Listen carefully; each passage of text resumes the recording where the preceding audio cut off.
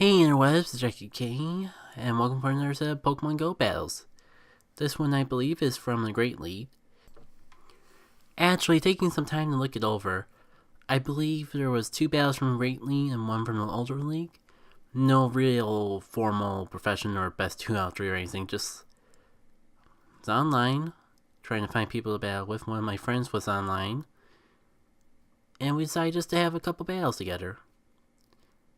No specific strict rule set or anything, so that's probably why there was jumping between the leagues. Anyways, this time my friend actually does have a YouTube channel, so I'll be sure to plug him more in the end of the video. These were set with my friend MidniteAndBeyond.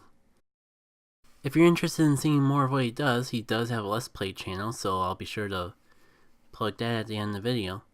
In the meantime, let me show you guys what I'm going to bring into the battle, and go from there. As per usual on Pokemon Go trainer battles, you don't get any sort of preview on what your opponent's going to bring, so you pretty much have to pick a team that's well rounded and suits its own weaknesses. Since we were starting off with the Great League, I did have this team that I wanted to try with the core of Flygon, Breloom, and Ampharos. Though I haven't done too much battling in the Great League, so I guess there is a chance that could all change when I sit down with the team more. I'll definitely want to eventually invest in some more moves on these guys. You'll see what I mean when we actually begin the battle. So I lead off with my Flygon because it's the one Pokemon on this team that has 2 moves. It has both Stone Edge and Earthquake, while I believe the other 2 Pokemon on my team only have 1 move.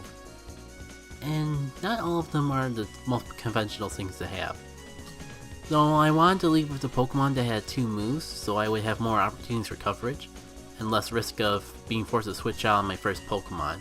Because as I showed off in the last set of battles, who you lead off with can make or break a battle.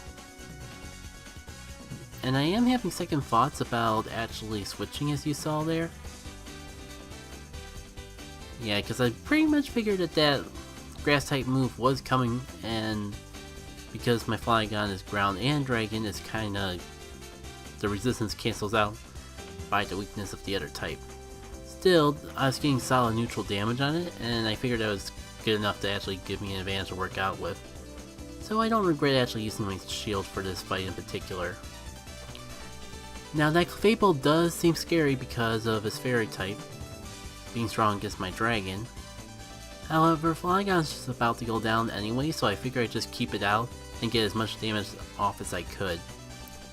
Besides, if I were to switch, I would have to wait for my switch timer to cool down. So I not only would be wasting a Pokemon that could get some damage off before it goes down, but I'd also be wasting one of my chances to switch. And I might be wasting a shield in the process because I would be trying to preserve that other Pokemon. But as you see, because I kept my Flygon in, it pretty much took out this Clefable on its own, despite the weakness. And I figured this would be the perfect opportunity to bring my Ampharos in here, because as you see is a bit unconventional. It's one I got from Community Day that had the special move Dragon Pulse.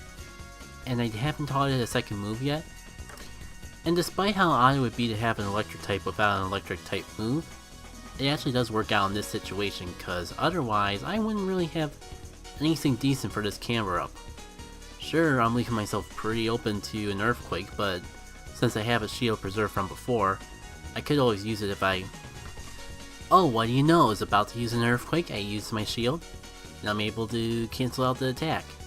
Sure, my Ampharos is still probably going to go down to the quick move, but that almost gives me enough time to get another Dragon Pulse in, and weakens the camper up to a point where, despite the fact that I'm at a clear disadvantage, I can still take out the Pokemon.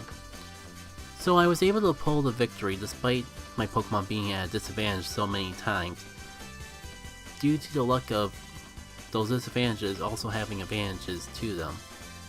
To clarify, basically I was in a lot of situations where the Pokemon I was fighting against had 2 different types, and it worked slightly more to my advantage than to my disadvantage. For example, in that first setup with the Flygon versus the Venusaur, technically we both had weaknesses to each other with our basic types. My ground was weak to his grass, and his poison was weak to my ground. However, because of secondary types, we were able to cancel out that weakness that we both had to each other. So the fight kind of came down more to brute force than one person having an advantage over the other. And knowing how different types on a single Pokemon can affect the overall weaknesses and resistances allowed me to make the smart play of staying in, instead of switching out just purely out of the fear of being weak to his attacks. And a similar thing can be said about the situation of the Ampharos versus camera setup.